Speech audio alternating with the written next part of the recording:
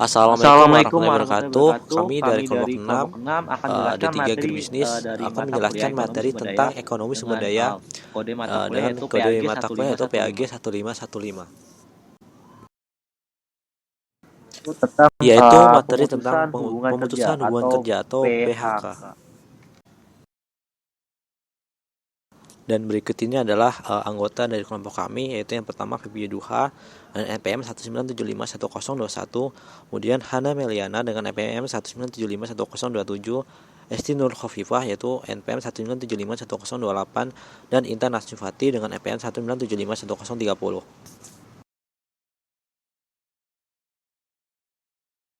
Berikut ini adalah dasar hukum PHK, yaitu pemusnahan hubungan kerja diatur dalam pasal 150 sampai dengan pasal 172 Undang-Undang Nomor 13 Tahun 2003 tentang Ketenagakerjaan, yang mendefinisikan PHK adalah pengakhiran hubungan kerja karena suatu hal tertentu yang mengakibatkan berakhirnya hak dan kewajiban antara pekerja dan pengusaha.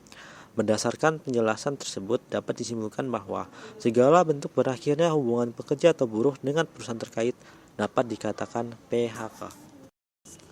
Berikut ini adalah pengertian dan ruang lingkup PHK. Berikut ini adalah menurut Marulang tahun 1996.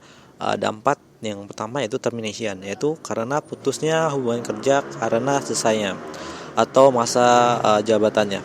Yang kedua itu dismissal, yaitu karena karyawan melakukan tindakan pelanggaran seperti pelanggaran peraturan atau kode etik. Dan redundancy, yaitu akibat perusahaan melakukan pengembangan dengan menggunakan mesin. Dan terakhir adalah retrenchment, yaitu putusnya hubungan kerja dikaitkan dengan masalah ekonomi. Selanjutnya yaitu penyebab terjadinya PHK atau pemutusan hubungan kerja, yaitu yang pertama, selesainya perjanjian kerja waktu tertentu atau PKWT. Yang kedua, pekerja melakukan kesalahan berat. Yang ketiga, PHK massal. Yang keempat, pekerja memasuki usia pensiun. Dan yang kelima, mengundurkan diri atas kemauan sendiri. Tujuan PHK. Pemutusan hubungan kerja atau PHK memiliki tujuan yang berkaitan erat dengan alasan terjadinya PHK. Tetapi, tujuan PHK menitikberatkan ke perusahaan sebagai pelaku usaha, sehingga diperoleh tujuan pemutusan hubungan kerja atau PHK. Selanjutnya, studi kasus PHK terhadap PKWT di perusahaan X di Kota Malang. Pemaparan masalah PHK. Penduduk Indonesia merupakan penduduk yang dapat dikatakan menerima pendidikan secara tidak merata. Hal ini menyebabkan ketika pekerja memasuki dunia kerja, pekerja seringkali mendapatkan masalah pemutusan hubungan kerja atau PHK, di mana pekerja yang mempunyai pendidikan rendah tidak paham akan hal itu dan pengusaha sewenang-wenang memanfaatkan hal tersebut untuk mendapatkan pekerja murah, tetapi dengan eksploitasi tenaga pekerja tinggi. Pengusaha seringkali mencari-cari kesalahan pekerja untuk dijadikan suatu alasan diberlakukannya pemutusan hubungan kerja atau PHK terhadap pekerja. Selanjutnya yaitu pemaparan masalah PHK. Kondisi seperti ini dialami hampir sebagian pekerja PTX yang merupakan perusahaan distribusi sarana produksi di Kota Malang. Pekerja sering mendapatkan tindakan yang kurang adil atau kebijakan yang kurang menguntungkan untuk tenaga kerja, seperti ketepatan waktu pembayaran gaji, ataupun tentang batas waktu kerja yang sering kali pekerja diminta untuk bekerja melampaui perjanjian batas jam kerja. Dalam masalah ini, pekerja dengan status perjanjian kerja waktu tertentu atau PKWT adalah sistem kontrak, bukan pekerja tetap.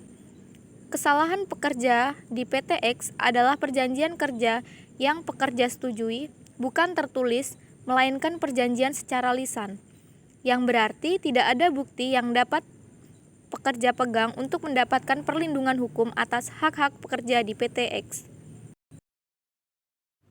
Hal ini bertentangan dengan hukum yang berlaku di Indonesia. Memang hukum di Indonesia sudah cukup melindungi segenap rakyatnya. Tetapi dalam hal ini implementasi dalam hukum di Indonesia masih tergolong cukup rendah. Banyak masalah-masalah yang seharusnya sudah terbukti bersalah, tetapi masih saja ada oknum-oknum yang tidak bertanggung jawab untuk menegakkan hukum di Indonesia. Dalam penelitian ini, permasalahan yang terjadi di PTX, sebagian besar pekerja merupakan pekerja yang menyetujui perjanjian kerja tanpa adanya perjanjian tertulis.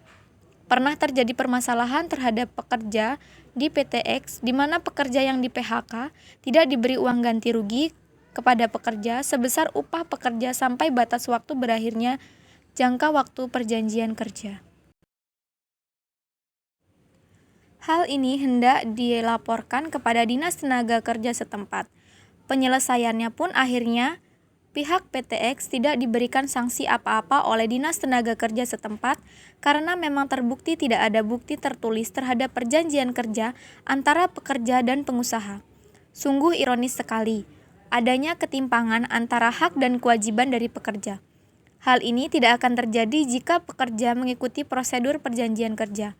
Bahwa perjanjian dapat disetujui secara lisan, perjanjian perlu tertulis secara hitam di atas putih. Hal ini ditujukan untuk mengurangi masalah-masalah ketenagakerjaan seperti ini. Dampak dari masalah ini, rekan-rekan pekerja juga pernah membela hak sesama pekerja dengan aksi menutup kantor dan pemogokan kerja. Manajer sumber daya manusia di PTX menyelesaikan masalah ini dengan cara menggunakan sistem perekrutan yang baru agar dapat beroperasi kembali dengan sistem yang lebih manusiawi dalam melakukan perjanjian kerja, pekerja lama maupun pekerja baru.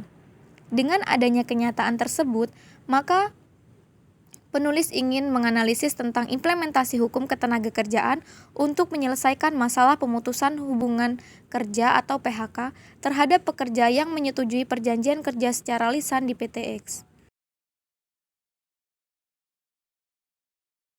Penyelesaian masalah PHK berdasarkan Undang-Undang Nomor 2 Tahun 2004. Berdasarkan pemaparan masalah di atas, dapat dilihat bahwa PTX telah melakukan kesalahan karena tidak memberikan perjanjian kerja secara tertulis kepada para pekerjanya dari awal, sehingga menimbulkan permasalahan pada saat pekerja tersebut di PHK.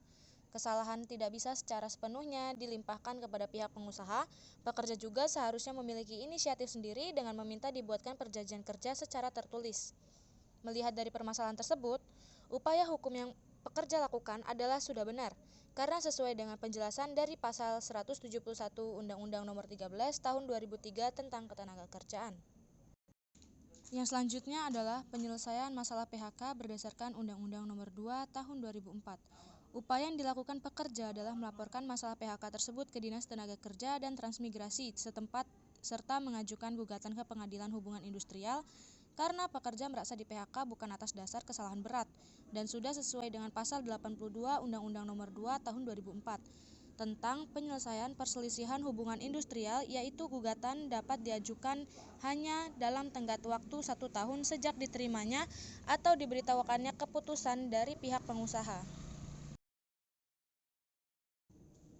Kesimpulan, pihak pengusaha tidak bisa melakukan PHK secara sewenang-wenang karena prosedur atau mekanisme, ketentuan kompensasi, hak-hak pekerja sudah diatur dalam peraturan perundang-undangan yang berlaku di negara Indonesia.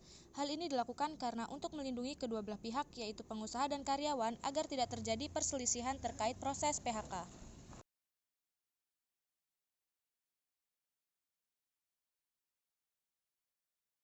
Sekian presentasi dari kelompok 6. Kurang lebihnya kami mohon maaf. Kami akhiri. Wassalamualaikum warahmatullahi wabarakatuh.